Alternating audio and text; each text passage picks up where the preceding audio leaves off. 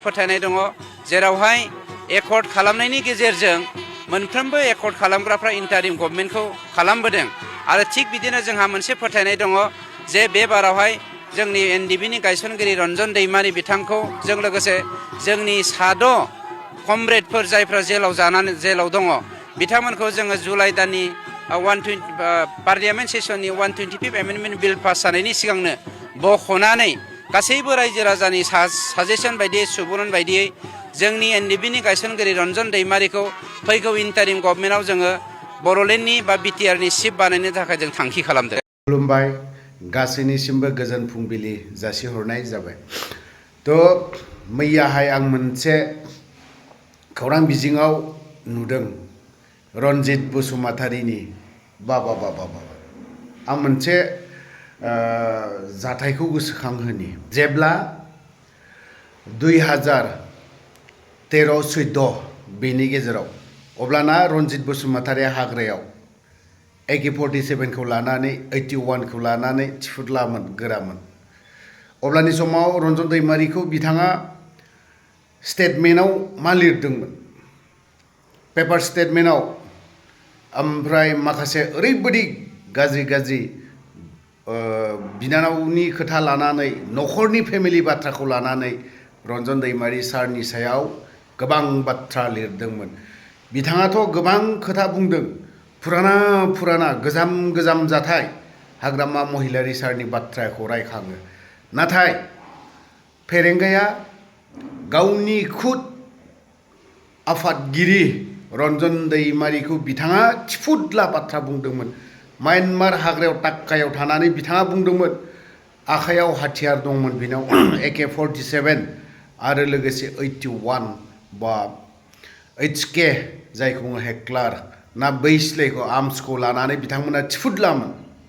अब्लानि समाव बिथाङा बुंदों रन्जन दैमारिखौ ना बर'लेण्ड आरो मोननाय मोनिनि सायाव गोबां बाथ्रा लिरदों गोबां फोसावदों। जेब्ला रन्जन दैमारि सारा गासै एबसु अफिसाव राननानै हरो बे लेखाया हयतुबा बबेबा एबसु अफिसाव थानांगौ गद्रेजाव आंनि सन्देह बे लेखाया थाथारनांगौ बे लेखाया थानांगौ। मानोना BTC आव जेसेबां एबसु अफिस दं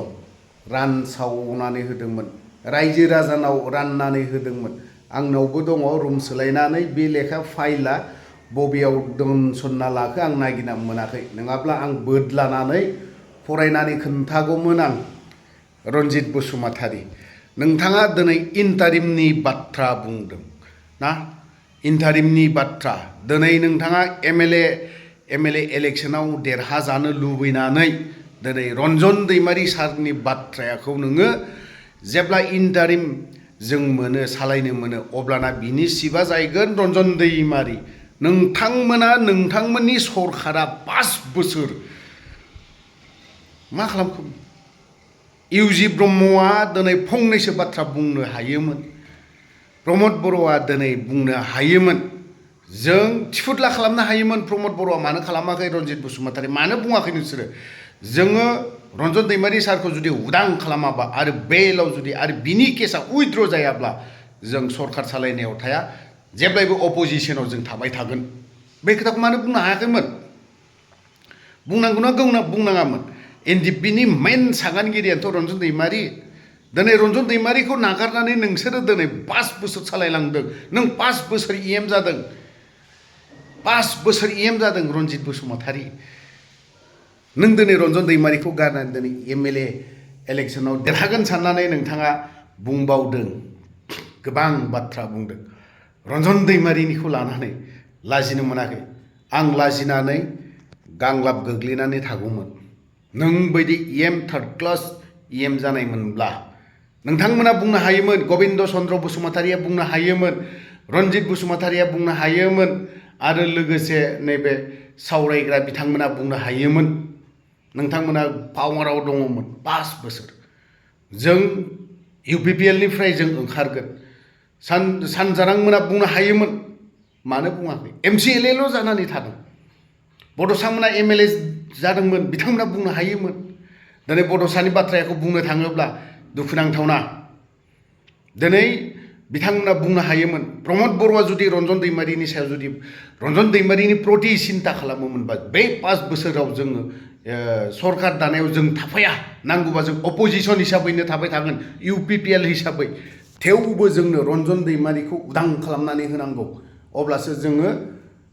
सरकारखौ नोंथांमोनजों दाफागोन नोंथांमोना BPF जों दाफायो सोरजों दाफायो दाफा जा बुंनांगौ जेबो गैया नाथायबा बे BTR एकर्डआव रन्जन दैमारिनि गोबां कन्ट्रिबिउसन दं बेखौ साननांगौमोन दिनै फरायसा आफादफोरा मानो सानाखैमोन बे समाव मानो सानाखैमोन प्रमद बर'आ दिनै फरायसा आफादनिफ्राय रिजाइन होनानै दिनैहाय थिफुदलानो दिनै CM जादों रन्जित बसुमतारिया दिनै EM लानानै थिफुदला बाथ्रा बुंदों बिथाङा दिनै EM जादों 5 बोसोर दिनैहाय बिथाङा MLA इलेक्शन सफैनायाव मा मेथाइ खनफैदों लाजिनो मोनाखै नोङो एसेबो रन्जन दैमारिनि बाथ्राखौ इन्टारिमाव जुदि सालायनो मोनहैगोन बे समाव CMआ जायगोन मानाव गेदेर रन्जन दैमारि बेखिनि बाथ्राखौ बुंदों आं बुंदों रायजो राजाखौ आं दाबो बुंगोन खावलायगोन रन्जित बसुमतारि बायदिनो भट होनानै जेबो लाब गैया जेबो बेनिफिट जाया मा मोनगोन अनलि जेसेबां बाथ्रा बुंदों दा थगायनाय बिथाङा दाखालि बहाबा ब्लेसिं लाहैदों यस आं मानिदों लानांगौ मोजांनि बाथ्रा नाथाय बियो हाजार बार ला बै मोनसेया थैनोबो क्षमा होनाय नङा नोंखौ बै मोनसेया क्षमा होनाय नङा आरो बे बाराव नोङो मोजाङै जेनबावगोन नोंथाङा जाखिनि भट मोनगोन यस बिसोरल'नो सापर्ट खालामो बाद बाखि आंखौ बेसेबाङा सापर्ट खालामा बेखिनि बाथ्राखौ साननानै ला आरो UPPL हिसाबैबो आं बुंगोन दिनै UPPLआ दिनैहाय जाखिनि भट मोनो बे UPPLनि गथा भट बाद बाखि गैया जोंखौ एथ'राब सापर्ट खालामा बे भटखौ लानानै नोंथांमोना फैगौ 5 बोसोरनि इलेक्शननि सिन्था खालाम दिनै नोंथांमोना 2000 भट मोनदोंब्ला बे 2000 जोना आरो नेक्स्ट बोसोराव जोङो बेसेबां भट मोनबावो 2000 बारायहोनायनि नेक्स्ट 5 बोसोरनि थाखाय जोङो बारायहोलांनो नाजागोन बेखिनिखौ सिन्था खालाम UPPLआ आं बुंगोन बिथां प्रमद बर'मोना 5 बोसोर थांखांनायनि उनावबो जेबो सिन्था खालामा खालि सानबावदों दा इन्टारिम सालायनो मोनबावनो नुगोन सम फैगोन बेयावहाय ओंखारबावगोन बाथ्राया गोलाव बाथ्रा बुंबाय गोलाव खोथा बुंबाय रन्जित बसुमतारिनि माखासे थिफुदला बाथ्रा बुंनायखौ खोनासंनानै लानि आं बुंनो नागिरदों जे जोंनि सरकार थानाय समावनो जोङो 125 एमेन्डमेन्ट बिलनि पास जानायनि बेलायै जों सावरायदोंमोन नाथाय गासै 10टा काउन्सिला मोनब्रै स्टेटआव दङ जाय स्टेटआ स्टेटफोरा आसामनि अनगायै मेघालय बेवहाय 3 दं मिज'राम बेवहाय 3 दं त्रिपुरा मोनसे दं बे मोनस्नि काउन्सिलनि 3 स्टेटआ हेफाजाब होयैनि जाहोनाव जोंनो हम मिनिस्ट्रिया साजेसन होनाय बायदियै सुबुरुन होनाय बायदियै जोङो दुलाराय बर' फरायसा आफादनि बानजायनायाव आरो दैदेननायाव जोंनि माखासे इन्टेलेक्सुवेलफोरजों साजेसन लानायनि गेजेरजों जोंनि सरकारनि समावनो जोङो मोनसे प्रप'जाल हरनाय जादों जे BTRनि एकर्डआ जेरावहाय आसामाव जादों आसामाव जानायखायनो जोङो बाखि मोननै डिमा हासाव आरो कार्बि आंलंखौ लाफानानै बर'लेण्ड बे 3जों 125 एमेन्डमेन्ट बिलखौ पास खालामनाय जाथों होननानै बाथ्रा होनाय लेखा बेखौ फैगौ जुलाइ दाननि गोलोम बोथोरनि पार्लियामेन्ट सेसनाव भारत सरकारा एमेन्डमेन्ट खालामनानै थामहिनबा 125 एमेन्डमेन्ट बिलखौ पास खालामनायनि गेजेरजों बेवहाय इन्टारिम लाबोनाय जागोन ना गभर्नर रुल लाबोनाय जागोन बे बुस्थुखौ सावरायनाय जागोन खिन्थु जोंहा फोथायनाय दङ जेरावहाय एकर्ड खालामनायनि गेजेरजों मोनफ्रोमबो एकर्ड खालामग्राफ्रा इन्टारिम गभर्नमेन्टखौ खालामबोदों आरो थिग बिदिनो जोंहा मोनसे फोथायनाय दङ जे बे बारावहाय जोंनि NDBनि गायसनगिरि रन्जन दैमारि बिथांखौ जों लोगोसे जोंनि 6 कमरेडफोर जायफ्रा जेलाव दङ बिथांमोनखौ जोङो जुलाइ दाननि पार्लियामेन्ट सेसननि 125 एमेन्डमेन्ट बिल पास जानायनि सिगांनो बख'नानै गासैबो रायजो राजानि साजेसन बायदियै सुबुरुन बायदियै जोंनि एनडिपिनि गायसनगिरि रन्जन दैमारिखौ फैगौ इन्टारिम गभर्नमेन्टआव जोङो